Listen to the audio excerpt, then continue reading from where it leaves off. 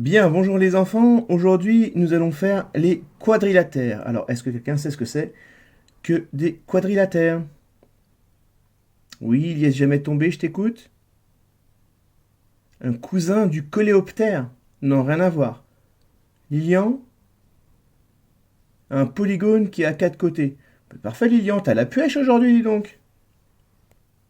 Alors, dans le chapitre précédent, je vous rappelle qu'on avait vu les triangles. On avait dit qu'un triangle était un polygone qui avait trois côtés. Je rappelle que quand on fait un schéma, on n'est pas obligé de le faire à la règle. On fait à main levée et ce qui compte, c'est le codage. Donc là, j'ai fait un triangle quelconque, il n'y a pas de codage. On avait dit que les côtés devaient être des segments. Le triangle avait donc trois côtés, trois sommets et comme il s'appelle triangle, trois angles. Quadrilatère. Quadri, ça veut dire 4 et la terre, rappelez-vous quand on joue au foot, des fois le foot peut servir un petit peu pour la culture générale, c'est rare mais ça arrive, la terre c'est quand on joue sur les côtés, donc 4 côtés. Le quadrilatère est donc un polygone qui a 4 côtés. Et donc là, je viens de faire le schéma d'un quadrilatère. 4 côtés. Ici, c'est un schéma d'un triangle. D'accord? Donc si je regarde mon quadrilatère, je vois qu'il a 4 côtés, d'où son nom, mais il a aussi 4 sommets et 4 angles. En vert, je viens de relier deux sommets opposés ici. Ces sommets-là sont opposés car ils sont face à face. Ces sommets-là sont opposés, ils sont face à face. Je les ai reliés. Est-ce que quelqu'un sait comment ça s'appelle? Des diagonales, très bien. Ce sont des diagonales. Donc ici, je viens de tracer les diagonales. Est-ce qu'il y en a d'autres? Non, j'ai tracé toutes les diagonales de mon quadrilatère. Autrement dit, mon quadrilatère, il a 4 côtés, il a 4 sommets, il a 4 angles et il a 2 diagonales.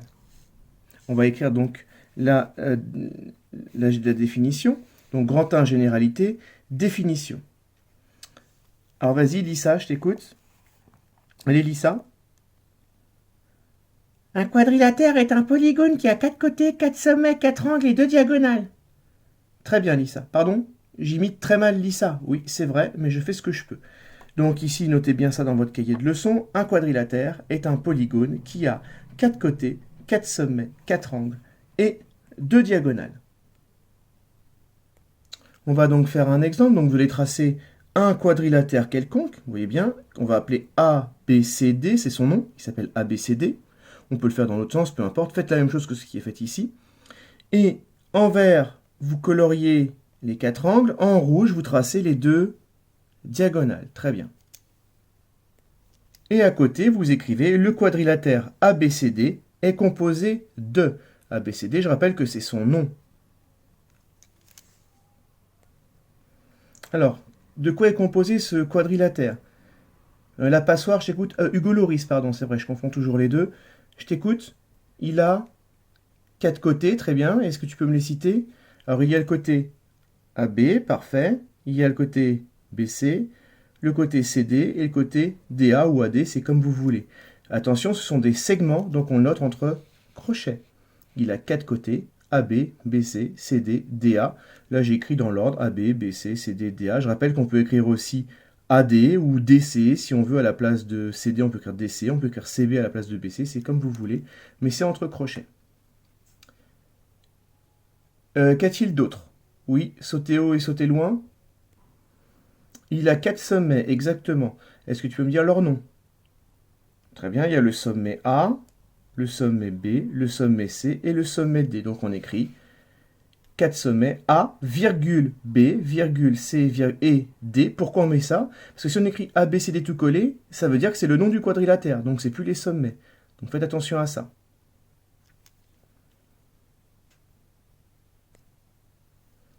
Oui, Diego, une remarque? J'ai un beau carrelage. Ah merci, oui, vous avez vu, je suis obligé de travailler par terre. La vie est dure.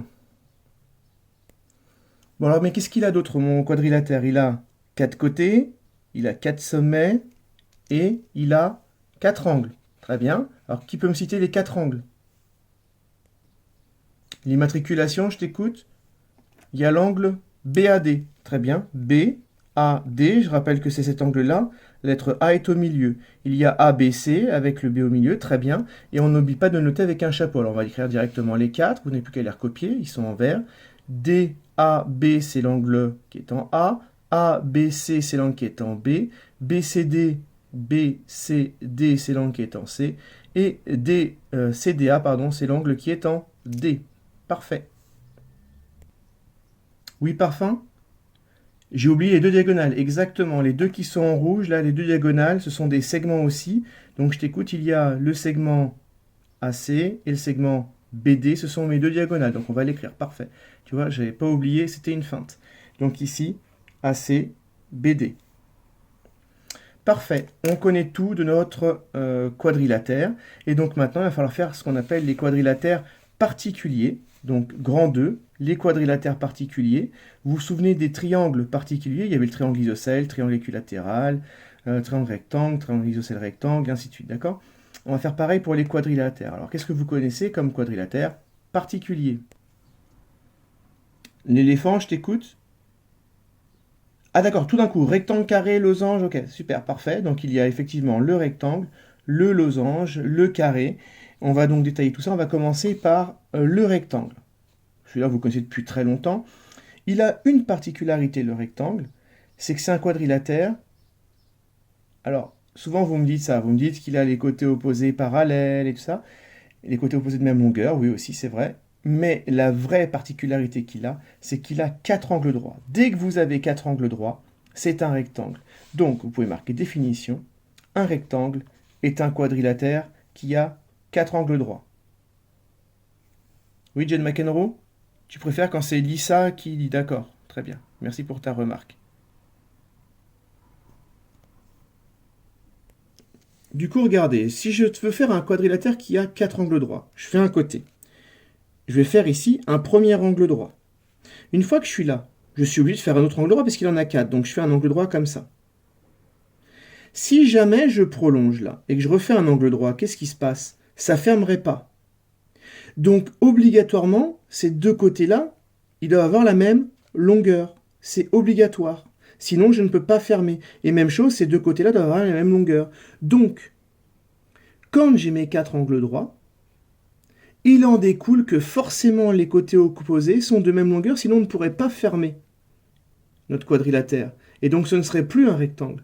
Donc le rectangle, forcément, vu qu'il a les 4 angles droits, ça c'est la définition, il a 4 angles droits, en conséquence, ça va donc donner une propriété, d'accord? C'est la différence entre une définition et une propriété. La propriété, on peut le prouver, d'accord? Je vous le prouve. Si on n'a pas les mêmes longueurs ici, on ne peut pas fermer notre polygone. Donc ce ne serait pas un rectangle. Donc, on va écrire propriété 1. Dans un rectangle, les côtés opposés, ils sont opposés parce qu'ils sont en face, ces deux côtés-là.